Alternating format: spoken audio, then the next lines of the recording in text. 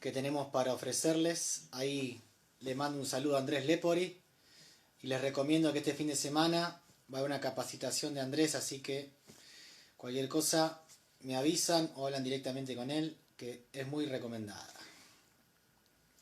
Ahí se está uniendo Morphology hoy. Me cayó Morphology. Saludos a Gabriel Marcus ahí, presente.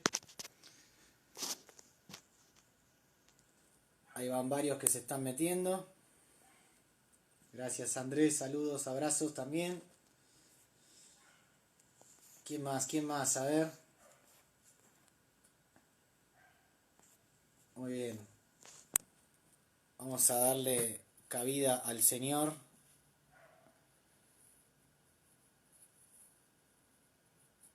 Al señor, ¿dónde está el señor acá? Morphology. Me cayó con Morphology y se fue Morphology. ¿Dónde está Morphology?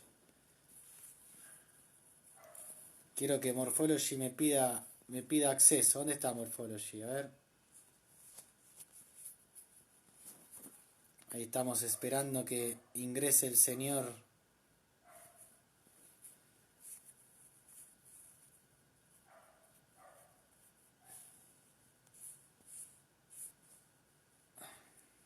Bueno, mientras tanto le voy comentando que esta es la tercera charla. Las otras dos ya están en nuestro canal de YouTube. Me pueden buscar como Javier Fadón, preparación física en deporte de situación. La verdad que le van a poder sacar mucho más provecho a esta charla si también ven las dos anteriores. Estoy viendo si el señor Gastón, que lo vi entrar como Morphology, no me pidió acceso y estoy complicado. A ver. También le mandé a Gastón, propiamente dicho. A ver si me mandás el ingreso. Ahí estamos, ahí tengo. Temprano, no nos podemos quejar. Buenas. ¿Cómo estás, Javier? No sé cómo mandarte yo para que Me me di agregues. cuenta, me di cuenta. Te mando en el mensajito, en los mensajes, yo te pongo que estoy. Claro, claro, pero podés también solicitar el ingreso. Bueno, después explícame cómo hacer eso, porque la verdad que esa parte no la sabía. ¿Viste? Todos los días ¿Todo se en aprende algo orden? nuevo, ¿no? Muy bien, ahí va llegando gente. Vamos a tratar de aprovechar el tiempo al máximo, que siempre nos quedamos sin tiempo. ¿Te parece? Bueno, dale, dale, Javier. Bueno, hemos dividido esta charla en tres partes, en tres grandes partes. Y la primera parte vamos a empezar a hablar un poquito de lo que se está planteando de que ciertos entrenamientos de muy alta intensidad o de máxima intensidad no tendrían ningún tipo de implicancia aeróbica o adaptación aeróbica propiamente dicha, o adaptaciones de tipo mitocondrial, oxidativa, y bueno, y Sí. también para ir recordando algunas temáticas de lo que estuvimos hablando en las otras dos charlas. ¿Qué te parece si arrancamos con un Mm, pantallazo de todo un eso? rato. Bueno, sí, dale, Javi. Bueno, primero para comenzar a responder un poco a esta forma en la cual has abierto esto, es, o sea, no se está planteando masivamente que los entrenamientos realmente intensos son a consumo en adelante, no genere un estímulo mitocondrial, o sea, nosotros lo hemos escuchado, hay un profesional que lo comenta, pero bueno, el grueso de la ciencia a nivel mundial, los libros que ustedes puedan estar leyendo sobre height, yo estoy leyendo varios al mismo tiempo, la charla anterior les comenté, algunos publicados hace algunos meses, y las publicaciones científicas, la documentación científica, muchos reviews yo he estado mandando que me han pedido, metaanálisis, ¿sí? Dan cuenta acabadamente de no solo la lipólisis, primero de la implicancia mitocondrial que tienen este tipo de esfuerzos. Y después la implicancia en cuanto a la utilización de grasas como sustrato energético. Por supuesto que se utilizan los carbohidratos, obviamente siempre cuando nos vamos a intensidades altas y máximas, nuestro cuerpo busca toda la energía que tiene para utilizar, ¿sí? Porque hay una gran demanda energética para que la contracción muscular se pueda realizar de esa forma, ¿no? Y se pueda mantener en el tiempo. Y en la medida que aumenta el volumen, que es lo que logramos hacer nosotros con el height, va llegando mucha energía solicitada por nuestro organismo, van llegando las grasas de los triglicéridos, que es donde el ser humano, digamos, guarda energía, es una de las formas que tiene el ser humano de reserva energética. Entonces, lo que hace es empezar a generar un estímulo de lipólisis, ¿sí? De rompimiento de los triglicéridos, porque sabe que en la medida que ese esfuerzo se mantenga en el tiempo, va a necesitar más energía que las moléculas de fosfágeno, que la que le pueda aportar los carbohidratos, ¿sí? El glucógeno muscular y la glucosa. ¿De qué intensidad estamos hablando? Para ubicarnos. Sí, la intensidad es alta, ¿sí? Zona de consumo en adelante. Eso son los height, o sea, la mayoría de los estudios y los libros hablan de los height en base a ese tipo de intensidad, no de umbral del lactato a esa zona. Es una intensidad, si se quiere, elevada, es más alta que la que se mantiene en los continuos, pero lejos está de una intensidad realmente alta, ¿no? Una intensidad, una velocidad en la cual ya estemos en consumo máximo de oxígeno, incluso velocidades superiores. El consumo máximo de oxígeno siempre se va a mantener al 100%, pero la velocidad nosotros la podemos seguir incrementando hasta llegar a sprint. Y la mayoría de los estudios, de los reviews, de los libros que hablan sobre height, con 2 I, con una I, si querés después también repasamos eso, porque hay libros que explican concretamente este tema de hablar con una I o con 2 I, es lo mismo.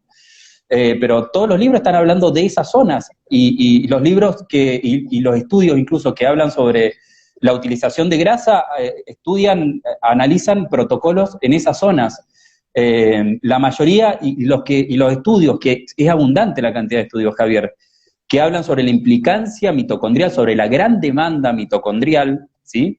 De los height, están hablando todos de estas intensidades que yo te menciono, porque y miden directamente los mitocondrias. Siempre me decís que a los height hay que entenderlos de manera integral, todos sus componentes.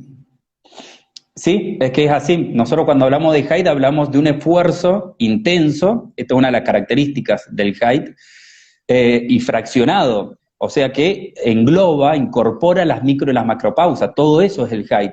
Nosotros no podemos analizar cómo utiliza, cómo se ven implicados los sistemas bioenergéticos y la utilización de sustratos energéticos en base a un esfuerzo aislado intenso de alta o máxima intensidad, porque nuestro análisis va a ser totalmente incompleto, y por eso, si nosotros hacemos ese tipo de análisis, no vamos a entender los resultados de los estudios. Los estudios que les estoy mencionando son cientos de estudios, que les quede claro. Yo he estado mandando muchos que me han pedido, quizás no tengo, y esto lo quiero aclarar, Javier, ahora sí. Yo, cuando hablemos más adelante de mi protocolo, no tengo quizá todo el tiempo, he estado mandándoles muchos estudios a los que me solicitan, tengan un poco de piedad, por favor, les quería pedir ese. Mi protocolo se los mando después si quieren también, pero bueno, sepan que les estoy hablando de muchísimos estudios de Cropton, de Gibala, de Burgomaster, de McDougall, que estudian esto que les estoy comentando. Incluso recién estaba leyendo un review de Astorino y Schumann del 2017, un review que cita más de 100 estudios científicos sobre height, ¿sí? Height, zona de consumo, y SIT, hablan mucho de SIT. ¿Y en qué se basa ese review? En lo que ellos llaman FOX.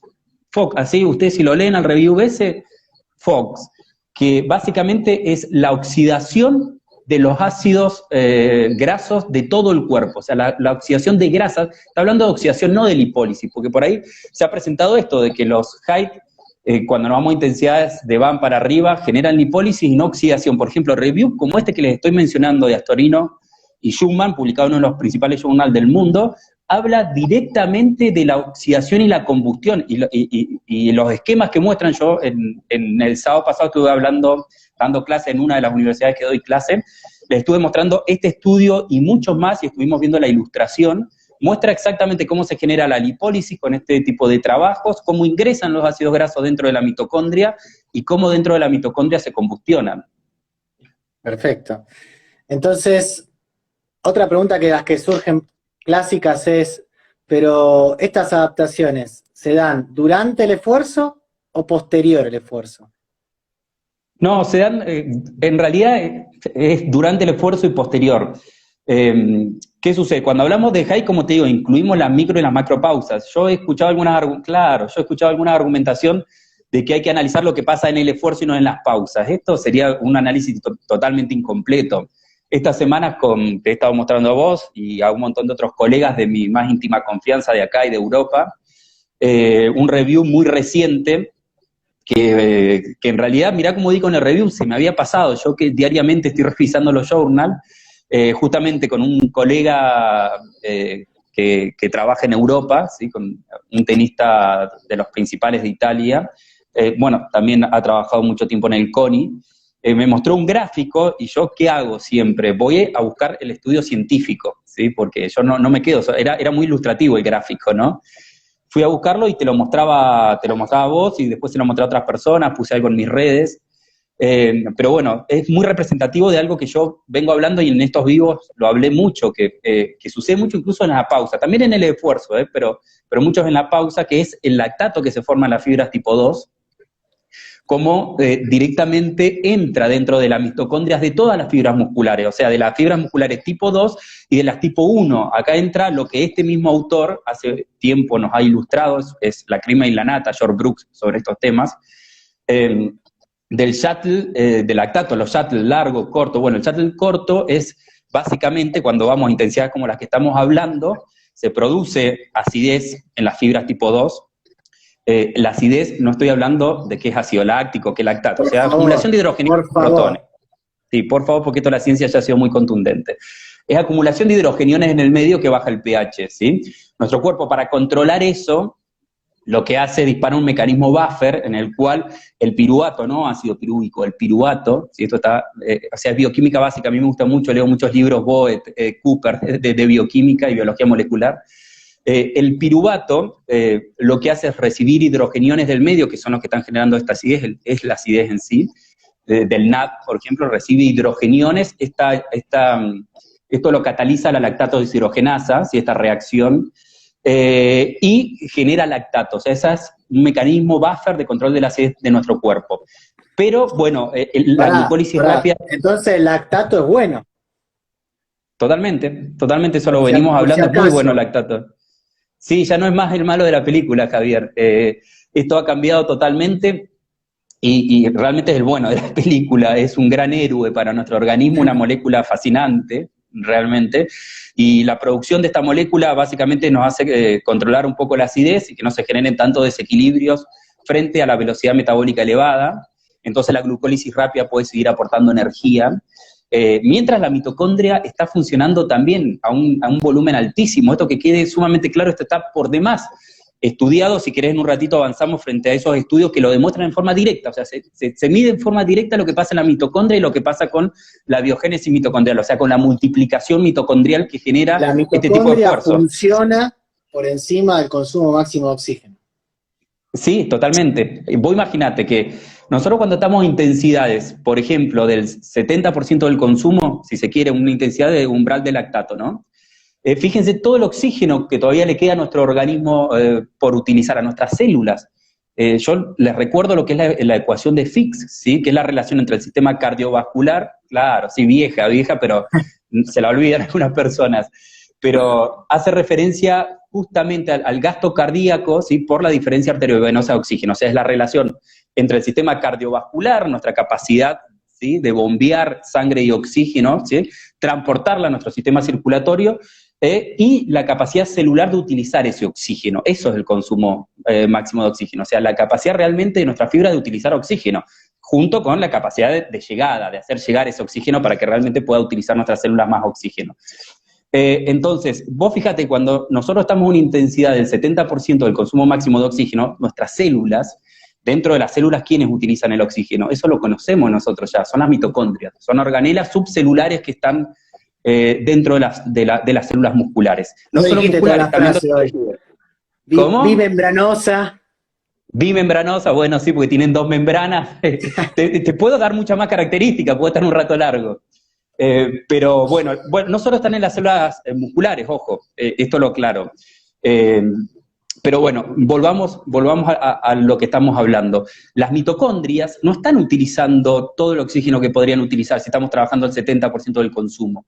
Justamente estamos lejos de la máxima capacidad de utilización de oxígeno. Cuando nos vamos al 80, al 90, todavía no están nuestras mitocondrias utilizando todo el oxígeno que podrían utilizar. ¿Se está generando un estímulo sobre la mitocondria? Sí. ¿Esto va a generar adaptaciones? Por supuesto que sí.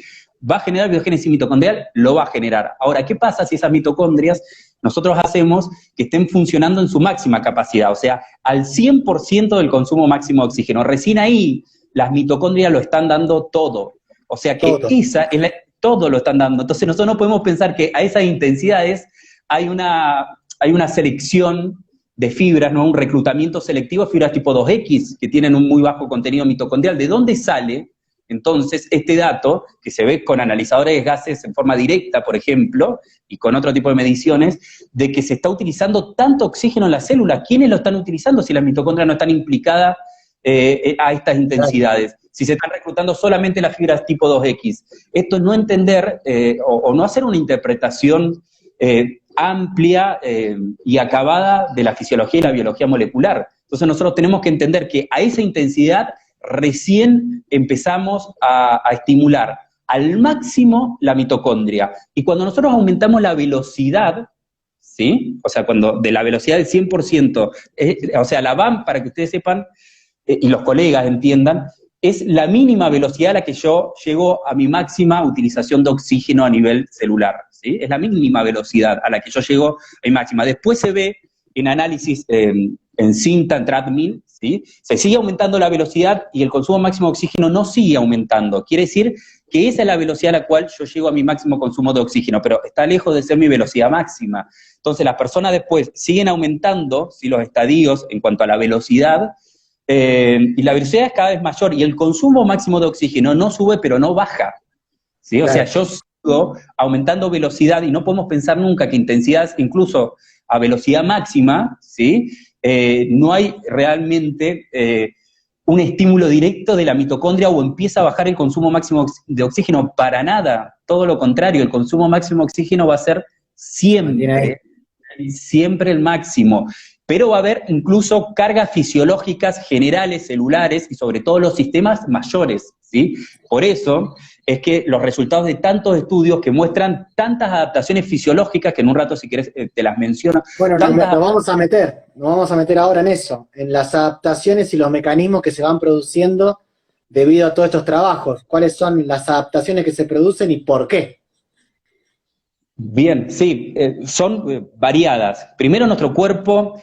Yo les recuerdo algo que hace tiempo también nos lo ilustró, no solo este autor Hans Selye, que yo les voy a mencionar, sino otro como Platonov, como Harre, que analizaron mucho y escribieron mucho sobre los procesos adaptativos, sobre la adaptación.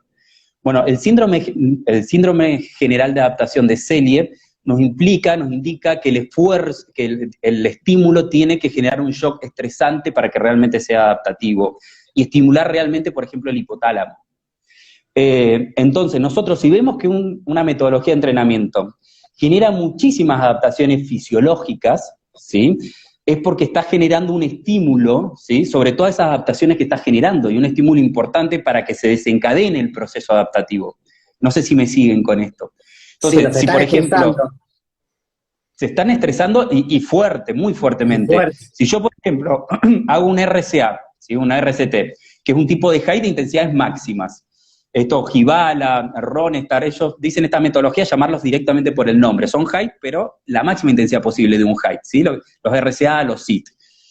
Si yo hago un RCA, ¿sí? Y estos estudios hay a rolete, y sobre SIT ni les cuento. Yo les he escrito más, yo les digo, ¿por qué no investigan más sobre otro tipo de high de máximas intensidades que incluso a mí me parecen más jugosos? Por un montón de cuestiones incluso que dicen ellos mismos, bueno, si yo les mostrara respuestas que me han dado ellos en correos. Incluso los volúmenes son muy bajitos, los comparan con adaptaciones aeróbicas de continuos, y realmente la cantidad de continuos que hacen, ¿sí? En la comparativa es de 500 veces, un 500% más que el volumen que hacen de height. O sea, es 5 veces más. O sea, imagínate, no estamos hablando que hacen un volumen un 50% superior. un 500% superior. Yo les estuve mostrando también el sábado a mis alumnos varios estudios de estos. Y yo les digo, ¿por qué en esa comparativa que ya muestran que el HIIT es más eficaz en generar adaptaciones aeróbicas, mitocondriales, incluso miden la composición corporal y el tejido adiposo? Hay tesis doctorales sobre el tema, que acá se corta la discusión. O sea, si nosotros vemos que realizando solamente HIIT, incluso lo comparan, Tremblay, por ejemplo, es un autor, Trapp es otro autor que el que hizo esta tesis doctoral, un capo, sí, la publicó en el 2016 su tesis doctoral, y 2 años después fue publicado su estudio en el Internal Journal of Obesity, que es uno de los journals más importantes de obesidad. Eso fue publicado en el 2008, sí, la tesis esta doctoral de Trapp.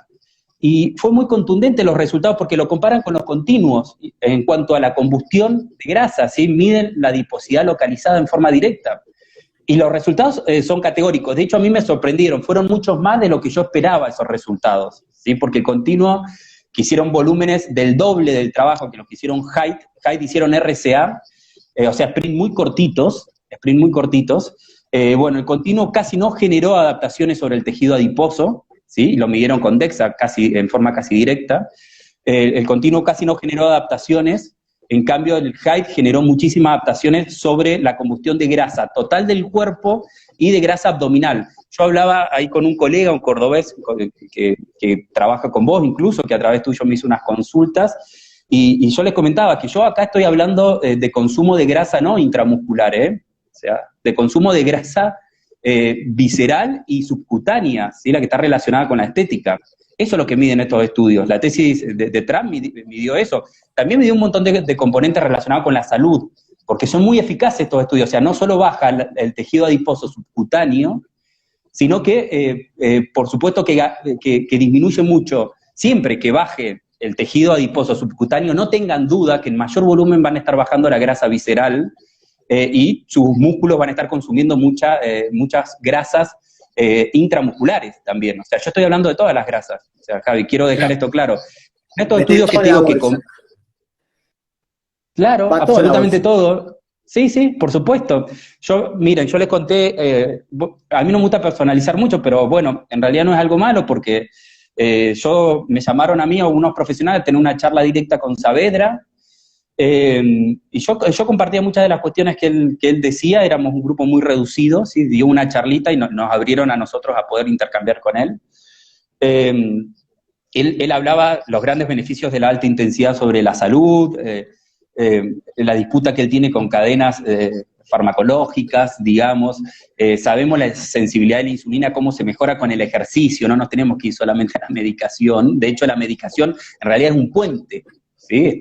Es un puente transitorio. Si yo no voy a tratar concretamente lo que está generando el problema sobre la insulina, bueno, vamos a estar haciendo, que es lo que hacen la mayoría de los médicos, aclaro, un abordaje totalmente poco eficiente de la problemática. En esta tesis que yo le mostraba de Trapp, miden la sensibilidad de la insulina, y adivinen cuál fue, o sea, no solo, por eso yo les digo, es que mejora la grasa de todo el cuerpo y todos los parámetros de salud, y lo miden en estos estudios. Adivinen cuál fue el trabajo que más mejoró la sensibilidad de la insulina, ¿sí? La insulina en ayunas. El HIIT, más que el continuo incluso. El continuo también lo mejoró, pero el HIIT en niveles muy superiores. Me gustaría mostrarles, yo no puedo en estas charlas que hago con vos, mostrarles como lo hago en mis alumnos, otras charlas a través de Google Meet, que les muestro los estudios, que les muestro los gráficos, las ilustraciones. Ustedes lo verían. Me obligás a exigirte que se dé esa charla. En un momento. Bueno, invítame y se puede dar, no hay problema. No hay problema. Acá tengo algunos alumnos que veo que se han conectado y ellos me escuchan siempre, y yo les muestro todos estos estudios que les estoy hablando, se los muestro, y les muestro los gráficos, les muestro las conclusiones. ¿Sabes lo que me gusta mucho hacer a mí? Mostrar las conclusiones tal cual están en los estudios. Claro. ¿Sabes por qué? Porque nosotros no podemos ir en contra de los resultados de la ciencia. Tenemos que reconocer los distintos resultados que existen dentro de la ciencia, porque así es como la ciencia avanza, ¿sí? O sea, el conflicto es parte de la ciencia. Pero nosotros tenemos que entender, primero tenemos que analizar objetivamente los resultados, o sea, no podemos anular los resultados de los estudios. Después los tenemos que cotejar con todos los otros estudios. Yo hago todo esto para tratar de no caer en paradigmas y para ir variando incluso mis ideas en forma inteligente. Yo lo hago todo el tiempo. La otra vez vos me escribías unos, unos mensajes, porque yo ya te había variado algo en función de lo que yo te había dicho unas semanas atrás. Y eso para mí es algo muy natural. De hecho, es un problema que tienen muchos profesionales que no lo pueden hacer. Entonces, ellos se enojan con las personas que podemos hacer esto, lo que hice yo con vos hace unos días, si quieren después le comento exactamente, que fue en base a una publicación de Bruce que recién se la señalaba. Pero, Bueno, pero a mí me gusta así si esto. querés, vamos con eso. Sí, Vamos a embarcar un poco tu propuesta y de paso explicamos el por qué vas proponiendo eso y de paso enlazamos con las explicaciones que posiblemente logren esos resultados de que tanto hablamos. claro, bueno, déjame antes, porque me fui ahí un poco, como hago yo siempre, Dale. vos me conocés, un poco por las ramas, Sí, pero déjame siempre. hablarte un poco de las adaptaciones de los hate en general, sí, que vos Dale. me preguntaste, ¿sí? Se ha medido la implicancia en forma directa de las mitocondrias de distintas maneras. Por ejemplo, analizando las enzimas mitocondriales del ciclo de Krebs, citrato sintasa, succinato deshidrogenasa, malato deshidrogenasa. Todas esas enzimas se miden en forma directa y se ven las adaptaciones, ¿sí?, sobre esas enzimas. Si se aumenta el contenido en niveles inimaginables para muchas personas, ¿sí? Esto da cuenta del gran estímulo mitocondrial que tiene este tipo de esfuerzos. Por otro lado, se analiza otras moléculas mitocondriales que son muy importantes en la generación de energía mitocondrial, ¿sí? Por ejemplo, los citocromos 1, 2, 3 y 4 de la cadena transportadora de electrones, ¿sí? Sabemos que este es un mecanismo que funciona conjuntamente con el ciclo de Krebs, pero que el grueso de la energía se genera dentro de la mitocondria a través de este mecanismo, de la cadena transportadora de electrones. Bueno, entonces, ¿qué hacen los autores? Miden directamente qué sucede con ese mecanismo, si realmente se ve muy estimulado, ¿No? y se genera. Medir esos COX. Tal cual, tal cual. ¿Sabes lo que pasa? Que son proteínas, son contenidos proteicos, se puede medir. La ciencia avanza en la medida que avanza la tecnología también. Por eso antes hablábamos de ácido láctico, porque lo veíamos esa sustancia fuera del músculo humano, y hoy en día la podemos ver ahí adentro. Isótopos radiactivos, resonancia nuclear. Entonces, avanza mucho en la medida que también avanza la tecnología. Y sí, Javi, se puede ver. Los citocromos de la cadena transportadora de electrones de la mitocondria, es impresionante las adaptaciones que se generan. Aumentan en un porcentaje brutal. Esto se ha medido. ¿Qué más miden? Enzimas incluso que están relacionadas con la beta-oxidación, y acá va un poco, yo les mostré algunos estudios de esto a mis alumnos el sábado pasado, los que me están acá escuchando saben de lo que les hablo, se los mostré directamente, como me gusta hacerlo, y aumentan 40%, 60% enzimas mitocondriales que lo que hacen es generar la beta-oxidación, o sea, la combustión de los ácidos grasos, convertir esos ácidos grasos en acetil-CoA. Y la miden directamente. El último estudio que yo le mostré a mis alumnos, y ya les voy a mostrar más porque me tienen que estar escuchando durante todo el año, mostraba aumentos de un 60%, ¿sí?, de la L3-hidroxiacil-CoA deshidrogenasa. De un 60%, no sé si me está escuchando. Entonces, ¿cómo que no se está generando beta-oxidación? ¿Sí? En el estudio, en el review que yo te mencionaba hace un rato, muestran cómo se genera lipólisis, esto no está en discusión, lo que hacen las catecolaminas, la adrenalina, ¿sí?, y empiezan a estimular la lipasa hormonosensible, que empieza a romper los triglicéridos, porque nuestro cuerpo, cuando estamos en altas intensidades, sabe que necesita energía, entonces va Hay que sacar de todos lados. De todos lados hay que sacar. Y en la medida que aumentamos el tiempo, empiezan a llegar esos ácidos grasos. Al principio, obviamente, que en mayor medida mete mano a moléculas de energía rápida que tenemos, como la fosfocreatina, ¿sí?, del sistema de fosfágenos, y la glucosa, por supuesto. Estos trabajos son muy glucolíticos también, o sea. No entremos en eso de la Argentina, que pasa mucho del blanco-negro, ¿no? De siempre el River o Boca, ¿sí?, que nos empezamos a tirar de un lado al otro, a armar grietas, porque acá lo que tenemos que hacer es una interpretación adecuada y tenemos que entender los grises que hay, ¿sí? Entonces, porque en una pelea, parte de lo que se está diciendo ahora, parte de una pelea, yo lo recuerdo, que tuvieron dos profesionales, ¿sí?, y que uno decía, no, que se utilizan grasa, y el otro se fue al otro extremo y no se utilizan nada de grasa, y eso es lo que, como se está, a mí entender, tratando este tema actualmente, ¿sí? Yo lo que trato de hacer es ir a la ciencia, ¿tá?, y escuchar los argumentos, especialmente científicos, y las documentaciones científicas que me mencionan, y voy y busco esos estudios, y busco más sobre eso, y busco más sobre toda la temática, y ahí empiezo a hacer mis análisis generales, ¿sí? Mis análisis de una visión no sesgada, mucho más amplia, y ver dónde se está posicionando más fuerte la ciencia. Bueno, como te decía, en este review es muy claro cómo muestra la lipólisis que se genera, ¿sí? Mientras va utilizando, por supuesto, carbohidratos, por supuesto, fosfágeno, ¿sí? La medida que, y va utilizando grasas también que tiene más a mano, ¿sí? Las grasas intramusculares. Y Claro. en la medida que aumenta el tiempo, ¿sí? De este tipo de esfuerzo y empiezan a llegar esos ácidos grasos, porque llegan por el torrente sanguíneo, ya vamos a hablar de eso, que es algo también que me consultó el colega Lepoli, creo que es de apellido cordobés. Está presente, está presente. Bien, bien, bueno, bárbaro. O sea, llegan esos ácidos grasos, ¿sí? A la mitocondria, llegan a las células musculares, llegan a las mitocondrias y se empiezan a utilizar, ¿sí? Bueno, en este review muestran, ¿sí? Y grafican ese camino. Es un review, o sea, está basado en muchísimos estudios científicos lo que ilustran, ¿sí? En ese estudio. Entonces muestran cómo se genera lipólisis, cómo ingresa, ¿sí? Porque no está solo la CPT1, ¿sí? Para que ingresen los ácidos grasos, ¿tá? Hay otras moléculas aparte de la CPT1. ¿Se puede generar alguna inhibición sobre la CPT1? No digo que no, ¿sí? Como también estudios muestran algún estímulo en algún momento. Y en algún momento dado también alguna inhibición que generan otros mecanismos, la valonico-A, que también se ve estimulado, ¿sí? Porque la glucólisis rápida está funcionando en una tasa muy alta.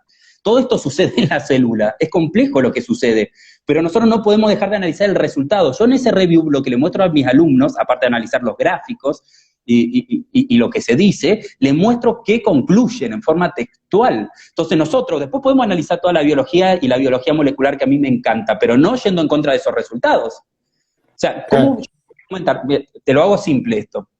¿Cómo yo voy a decir que en determinado estudio o libro se ve una inhibición de la CPT1 y por ende no hay combustión de ácidos grasos? Y quizás... Aclará, Gastón, por si acaso, que la CPT1 es una enzima que es la que permite el ingreso de ácidos grasos a la mitocondria, básicamente.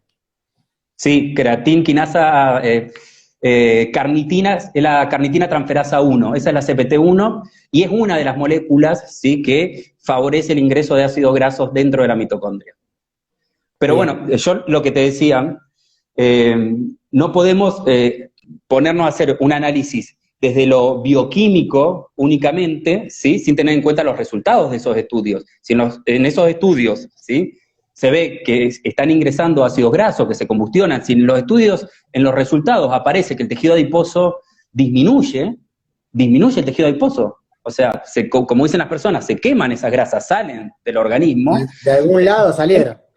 Claro, entonces nosotros lo que tenemos que hacer primero es reconocer los resultados de los estudios, ¿sí? Eso me parece a mí algo importante, y después empezar a charlar de los mecanismos fisiológicos y moleculares que generaron justamente ese resultado. ¿Tá? Porque vos me decías en una charla que teníamos siempre, bueno, con Andrés Lepori también hablamos, esto de que la importancia de entender lo global y la importancia de lo que podría suceder en las pausas.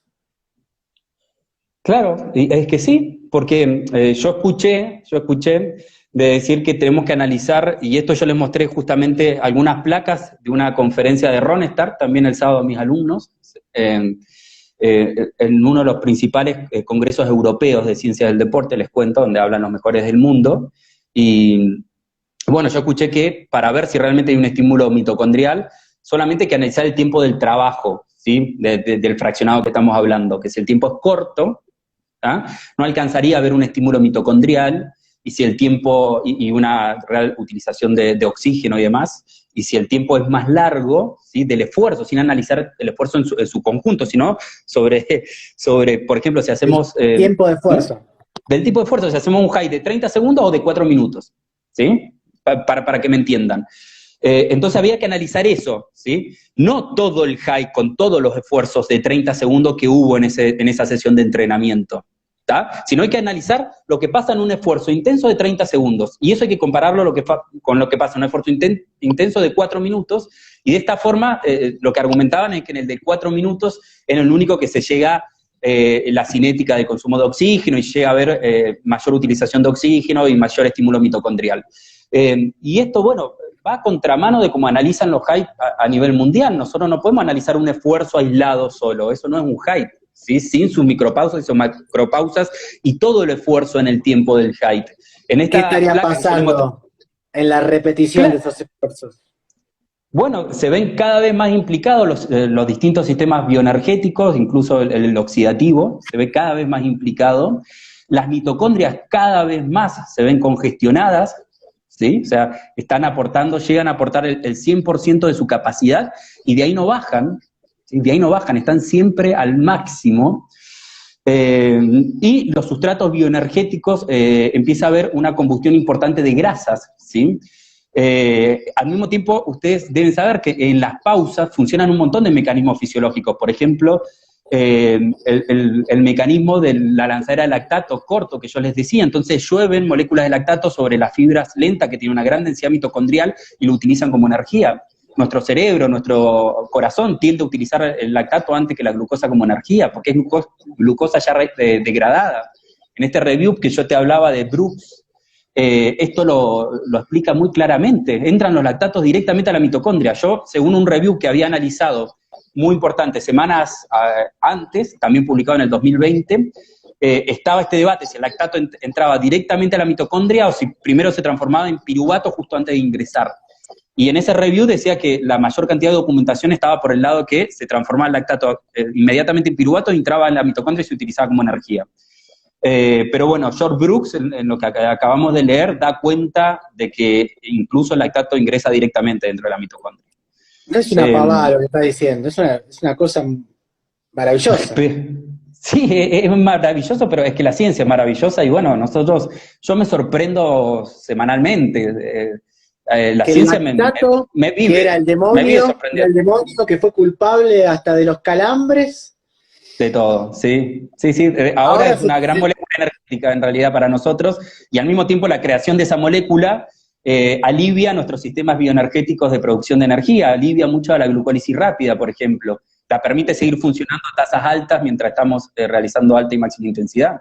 Sí, todo esto nos va demostrando y nos va ilustrando la ciencia y hay que estar abierto a eso, ¿viste? Nunca tenemos que caer, Sócrates, ¿no? Siempre cuestionaba a los gran sabelotodos de aquella época, sus teorías, y él les hacía una pregunta y les hacía otra, y bueno, solo sé que no sé nada, ¿no? O sea, uno tiene que cuestionarse todo. A los que nos gusta la investigación, investigamos y dirigimos muchos estudios científicos, es una premisa que realmente practicamos. Yo dudo de todo, y bueno, siempre tenemos que estar abiertos justamente a avanzar con la ciencia. Yo hablaba de ácido láctico, hoy en día no tengo ningún problema en decir que estaba equivocado. Te cuento una anécdota rápida. Hace poquito me manda un alumno que nos está siguiendo hace rato, y me manda un apunte que yo le había dado hace como 3, 4 años. Y me pone, mire lo que ponía, profe, usted. Y ponía ácido láctico. Bueno, es así. Que muchas de las cosas que yo me leo a veces tiempo después y digo, bueno, la verdad que por qué escribí eso, ¿no? Pero bueno, de eso se trata. Le hace mucho daño las personas que no pueden hacer esto, ¿no? Y que sienten que su prestigio baja porque tienen que dar cuenta de que algo que dijeron la ciencia está mostrando que no es así. Tienen que retractarse, tienen que cambiar y modificar sus argumentos y su postura, y las personas que se quedan en constructo y en paradigma, y para no moverse, cómo fuerzan las argumentaciones, a mí me sorprende, ¿eh? Personas pero muy inteligentes, llegan a decir estupideces, realmente estupideces, para no querer moverse del lugar en el que están. Y yo, como estudio mucho los constructos, los paradigmas, para tratar de traer a conciencia eso y que me pase lo menos posible, ¿sí? Que me pase realmente lo menos posible, porque es muy dañino para uno, y más quienes somos docentes y quienes educamos, generamos mucho daño hacia las otras personas, hacia terceros. Te comparto una pregunta acá de la gente que está presente, y ya después nos vamos con la última parte. Para que termine de aclarar una cosa, porque hay uno de los colegas acá que pregunta, ¿las mitocondrias de qué fibras musculares? Y yo creo que ya lo dejaste bastante claro esto. De todas. Ustedes leen esto que yo les estoy nombrando, hacen biopsias musculares, no dicen estamos haciendo una biopsia sobre fibras tipo 2X. ellos ven el aumento mitocondrial de todas las fibras musculares, o sea que nosotros cuando hacemos, solamente se pueden reclutar en forma selectiva fibras tipo 2X en un gesto explosivo. No podemos hablar de una carrera, por más que sea intensidad alta o máxima, que se reclutan en forma selectiva las fibras tipo 2X. Estamos haciendo un análisis totalmente limitado de la fisiología humana, ¿sí? Todas las fibras se reclutan. De hecho, como les digo, fíjense el gran reclutamiento de las fibras lentas que hay en las pausas. Ni siquiera nos tenemos que ir activa, que hoy charlaba con vos eso, Javi. En cualquier pausa hay un gran reclutamiento porque se tienen que poner en acción las fibras lentas, ¿sí? Para justamente metabolizar todo ese lactato. Pero bueno, mientras realizamos la carrera también están aportando, ¿sí? Esas fibras. De hecho, todo este mecanismo del lactato que va de fibra a fibra. Sí, estos mecanismos funcionan. Sí, pero Javi, quiero aclarar algo. Estos mecanismos funcionan todo el tiempo, y no es que en la pausa funciona el shuttle de lactato.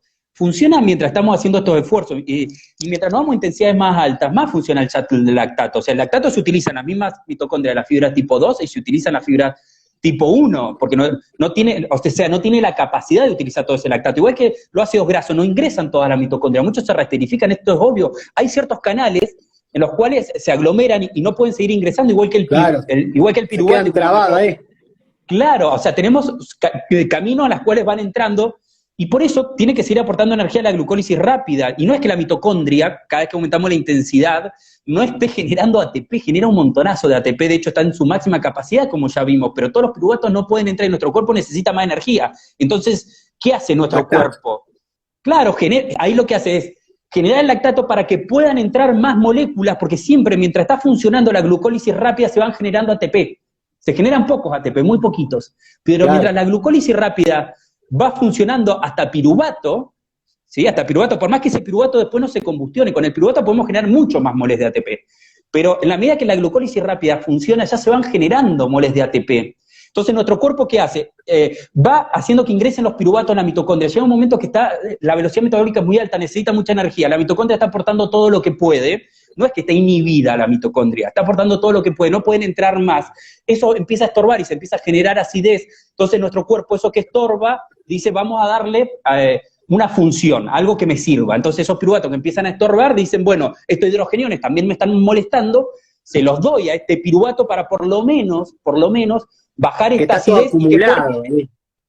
Claro, entonces de esta forma se genera el lactato, pero le estamos dando una función a esos piruvatos, que es contener esa acidez para que puedan entrar más moles de glucosa por la glucólisis rápida. ¿Me entendés lo que te digo? Y entonces se pueda seguir generando moles de ATP, que esa es la energía nuestra, ¿sí? Entonces, eso es lo que se hace. Y al mismo tiempo, este piruvato se va a usar. Si no se usó ahí en la mitocondria, se va a usar porque este lactato que se formó ahí, que lo que dice nuestro organismo, nuestra célula, es el piruvato no lo estoy utilizando, porque se están utilizando muchos piruvatos en la mitocondria, no porque tiene vida la mitocondria. Interpretemos bien la fisiología y la biología molecular, ¿sí? Entonces, se están utilizando muchos, pero no entran más, no da abasto. Por eso, estos protocolos después generan biogénesis mitocondrial, porque nuestro cuerpo ve que con la cantidad de mitocondrias que tiene, no puede dar respuesta a esto. ¿Sí? Porque hay un gran estímulo mitocondrial. Entonces, así es como tenemos que entender la fisiología, y el entendimiento de la biología molecular y la fisiología fisiológico tiene que ir en línea de los resultados de estos estudios y de las conclusiones de estos reviews y metaanálisis y de los libros que abordan estos temas. ¿Sí? Entonces, como te decía, Javi, sí, pero para terminar esto, estorban los piruvatos, vamos a darle una función productiva, dice nuestra célula, nuestro metabolismo, nuestro organismo. ¿Qué hacemos? Sacamos hidrogeniones, ¿sí? Se lo damos a este piruvato y por lo menos controlamos la acidez que me genera otros desequilibrios, y pueden seguir pasando moles de glucosa y seguir generando más ATP que necesitamos ahí. Y después estos moles de lactato los utilizamos como energía, que esto es lo que el review que yo te mandé, publicado hace muy poco tiempo, y el que te mandé también hace unas semanas, muy completos, reviews muy completos del 2020, les estoy hablando, muestran cómo ese lactato encima después lo metemos en la mitocondria de la fibra tipo 2 y de la fibra tipo 1, durante el esfuerzo y también durante la pausa. O sea, ¿por qué no tenemos que analizar lo que pasa en la pausa?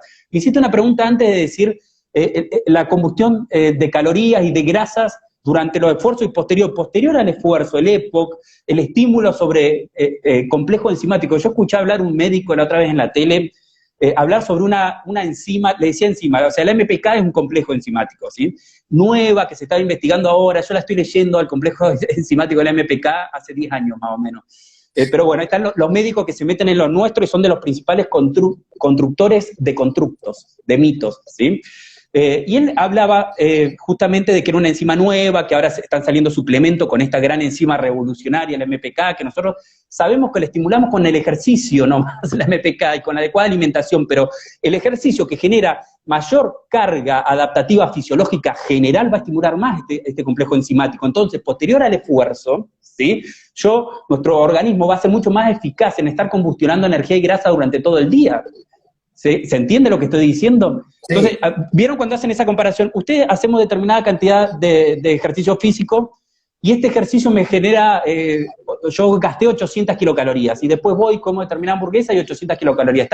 Es parcialmente correcto ese análisis, porque nosotros tenemos que hacer ejercicios muy efectivos, que no solo me gasten 800 calorías, sino que la mayoría de esas calorías vengan de las grasas. Esto ya es una cuestión que no analizan cuando se hace ese tipo de análisis.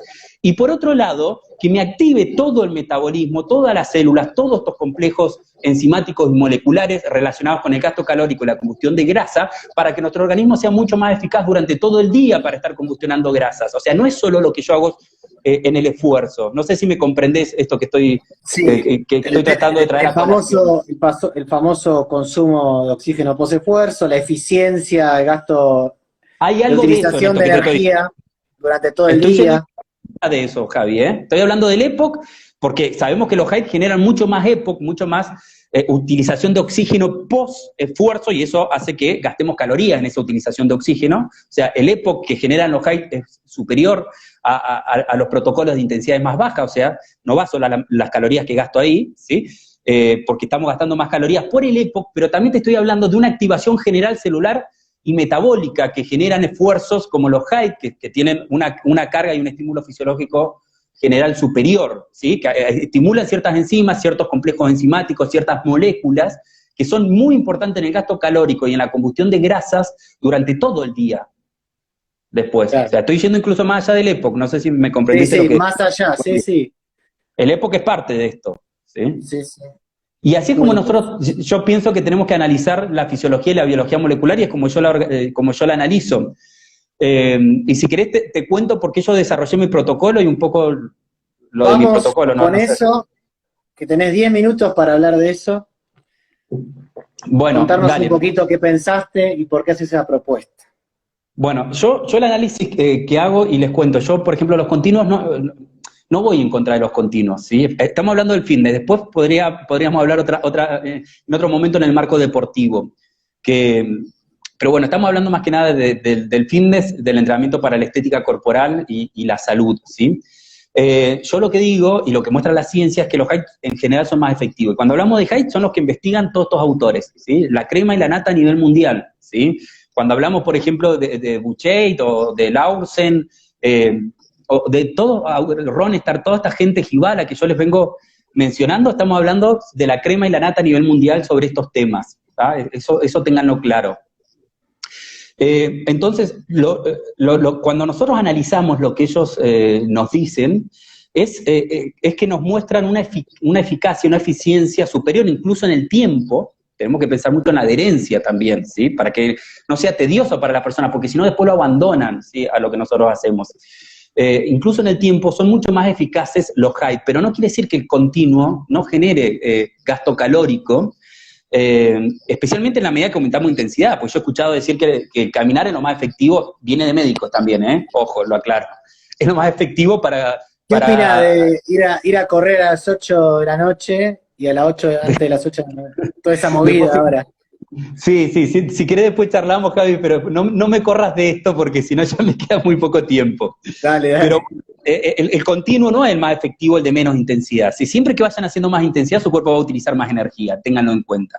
Y ya les vengo mencionando muchos estudios que muestran sobre la utilización de grasas incluso, ¿sí? Y no hablo solamente de lipólisis, ¿está? Hablo de combustión y oxidación de ácidos grasos. Así que, pero no quiere decir que los continuos no sean efectivos. Y acá va algo que en la realización de mi protocolo, ¿sí? Que me mencionaba el colega amigo tuyo de Córdoba. Miren, primero, yo encuentro desde el análisis fisiológico y de la biología molecular muy interesantes combinar metodologías aeróbicas, ¿sí? yo no tengo dudas de que para aumentar en mayor medida la lipólisis tenemos que irnos a altas y máximas intensidades. Eso es lo que más lipólisis nos va a generar. Vamos a combustionar también ácidos grasos, ya se los vengo mencionando. ¿Tá? Si me dan a elegir para la combustión de ácidos grasos, prefiero los HAID que están rondando en zona de consumo máximo de oxígeno en base a los análisis que yo hago de los resultados de muchos estudios y reviews, ¿sí? O sea, todos los HAID que están rondando intensidad de consumo de oxígeno, como los intermitentes, intermittent training, o como le dice Laursen, HAID short interval, son de los más eficaces, ¿sí? En generar lipólisis y combustión de ácidos grasos. Cuando nos vamos a los de máximas intensidades, los de protocolos más cortos justamente muestran mayor efectividad que los más largos. ¿Vieron en esto que les decía que había que analizar que sea más largo el esfuerzo? Bueno, no. Ron Starr, me quedé porque me voy por las ramas, pero en las placas que les mostré a mis alumnos compara los long interval de 4 minutos, ¿sí? Pero los compara en su totalidad. La utilización de oxígeno, estímulo mitocondrial, con los de esfuerzo más corto, y son más eficaces los de esfuerzo más corto. Entonces, no podemos analizar la fisiología solamente desde el esfuerzo, tenemos que analizar lo que producen y lo que generan en el esfuerzo completo del HAIT, ¿sí? ¿Se entiende lo que digo? Entonces, pero bueno, dentro de los de máxima intensidad, los de RCA no hay que analizar si hacemos el sprint de 7 segundos, ¿sí? Hay que analizar todo lo que sucede en ese protocolo. Todos los sprint de 7 segundos. Claro, claro. Los encuentro más efectivos que los SID, los de sprint más largo, por ejemplo, en la combustión de grasa. Ahora, todo lo que es máxima intensidad, la lipólisis se ve realmente muy aumentada. ¿Qué sucede? Que se genera muchísima lipólisis, se genera combustión de ácidos grasos en la medida que aumentamos el tiempo de ese esfuerzo, pero hay muchos ácidos grasos que no se alcanzan a combustionar, esto es cierto. Se combustionan mucho más que haciendo continuo, sin generar toda esa gran masa de lipólisis, ¿sí? Pero algunos ácidos grasos no alcanzan a ingresar. Es cierto que la sangre, el reflujo sanguíneo se va muy fuertemente a los músculos, ¿sí? Que se ven implicados en la alta y la máxima intensidad, y nosotros sabemos que gran parte de nuestra reserva de triglicéridos y de grasa está en ciertas zonas como la zona abdominal, o en los glúteos, en las caderas, en las mujeres, ¿sí?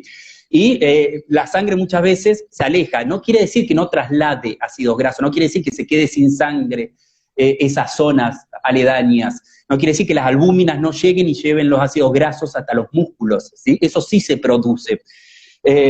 Pero hay una forma de fomentar más, ¿sí? Que se lleven todos o la gran parte de los ácidos grasos de esas zonas directo a los músculos, que es combinar la alta y la máxima intensidad, generando mucha lipólisis y combustión de ácidos grasos, y yendo a intensidades más bajas, donde se genera un estímulo mayor sobre fibras tipo 1 con gran densidad mitocondrial, ¿sí? Y de esa forma la sangre también genera un reflujo por todo el organismo y termina de levantar los ácidos grasos, las albúminas, y van a las fibras lentas porque seguimos haciendo un esfuerzo físico continuo de menor intensidad y favorecemos la combustión de más cantidad de ácidos grasos. Entonces, a mí esta estrategia me parece muy interesante, que es combinar los HAIT con el continuo en el marco del fitness, en este contexto, y yo busco combinarlo de una forma muy particular. He buscado lecturas y casi no encuentro una metodología, un nombre que haga referencia a la combinación de entrenamientos aeróbicos, así que yo propongo uno que es entrenamiento compuesto. Todas las metodologías, las herramientas de evaluación que ustedes tienen, las propone un especialista. Después ese mismo especialista y otros escriben sobre eso y lo empezamos a ver escrito, hacen estudios científicos. Yo ya haré estudios científicos incluso sobre mi protocolo. Esto es una propuesta mía, así que quede claro, de llamar a la combinación de métodos aeróbicos método compuesto, que es algo muy rico, ¿sí? El combinarlo. Yo he charlado con vos, Javier, por ahí método integral, algunos por ahí le llaman, pero yo no he leído prácticamente mixto, pero bueno, no he leído algo que esté contundente. De hecho he leído muy poco, yo casi no he leído conceptos, así que yo propongo que lo llamemos compuesto. Como otras metodologías, por ejemplo, el entrenamiento concurrente se le llama entrenamiento complejo también, se puede llamar incluso de distintas formas. A mí método compuesto, que está compuesto por muchas metodologías aeróbicas, ¿sí? Esta metodología me parece muy interesante el término. Se nos van a mezclar, ¿no? Entre compuesto, complejo, concurrente, combinado, claro. El entrenamiento combinado también está, pero bueno, se nos va a complicar un poco las cosas, pero yo propongo llamar a la combinación de entrenamientos aeróbicos método compuesto. Y hago una propuesta de un método compuesto propio, un protocolo propio que le he llamado FR, que es combinar 3 metodologías concretas, 2 height y un continuo. Si quieren después se los mando, no sé, Javi, si querés dejar mi Sí, teléfono. sí, cualquier cosa nos escriben por privado, si no. Claro, así que mi metodología es básicamente combinar 2 height con un continuo intensivo. Hay distintos tipos de height, hay distintos tipos de continuo, esto ya lo sabemos. Sería un height de intensidades máximas, concretamente un RCA, favorecer a pleno la lipólisis y ya oxidación de ácidos grasos, lo aclaro, ¿sí? Después, combinarlo con un height de intensidades altas en zona consumo, un intermittent training, o height short interval, como lo dice Lausen y Bouchet, ¿sí?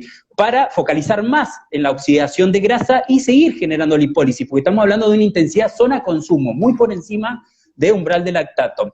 Y posteriormente combinarlo con un continuo intensivo de 10 minutos para terminar de generar ese reflujo sanguíneo, esa activación ya más directa y generalizada de las fibras lentas y favorecer más la oxidación de grasa final y aprovechar más a pleno todo lo que nos generó los primeros height, ¿no? Y todo lo relacionado con la lipólisis que generan esos protocolos. Mi protocolo está, yo lo he pensado incluso en las pausas, en las micro y en las macropausas. Es un protocolo de 30 minutos, totales entre las pausas y todo, de esfuerzo físico son solamente 15 minutos, está pensado en función de la adherencia. Así que, y es para hacerlo 3 veces a la semana, yo no tengo duda de la efectividad, pongo mi apellido, protocolo FR, por eso le puse así.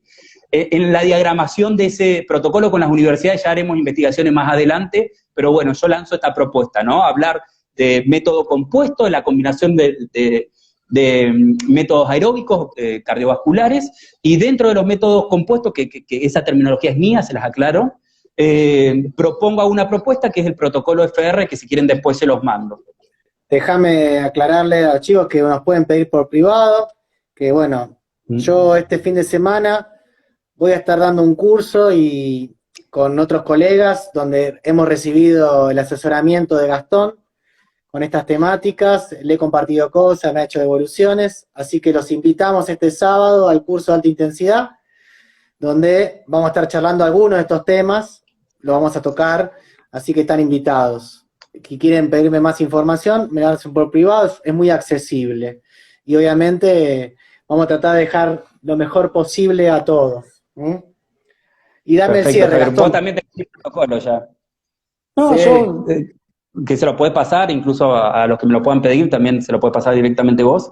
Es algo nuevo, lo vamos a empezar a probar, ya va a haber estudios científicos, pero bueno, es de lo más eficaz que puedan hacer como aeróbico, no tengan dudas. Dentro del programa Bajar de Peso de mi marca, que ya voy a lanzar, esto es una pata nomás de todo lo que hay que hacer, es la parte del entrenamiento aeróbico, y efectivo e inteligente, como yo siempre hablo, una sola pata. Así que tengan en cuenta también eso. Y bueno, invitarlos a que conozcan mi marca, que es Morphology 2020, sale en Instagram, que apunta al mundo de la estética corporal y la salud, ¿sí? Y están invitados profesionales, colegas, estudiantes y cualquier persona que esté interesada en esta industria, ¿no? Así que mi marca apunta básicamente a eso. Y gracias a vos nuevamente por tu invitación. No, un honor para nosotros, siempre tenerte, ya te volvimos ahí a poner ahí, nos debes ese famoso charla íntima con varios colegas, curso, lo que sea, ya lo vamos a hacer. Dale, vos sabés que estoy dispuesto, estoy trabajando en muchas cosas, por ahí te lo he pateado un poco, Ya sabemos. pero bueno, dale, no tengo problema y no tengo problema en participar en alguno de estos que haces vos, si querés, mostrando un poco de todo esto. Tal vez el sábado tenemos la visita de Gastón Ferrer en el curso. Bueno. ¿Quién te dice, Puede ser, yo doy clase en el viernes, lo tengo ocupado, mira, el sábado lo tengo libre. ¿Quién te dice? Bueno. Nos vemos, 20 segundos. Saludos a todos, gracias por haber participado. Buenas, acá aparece.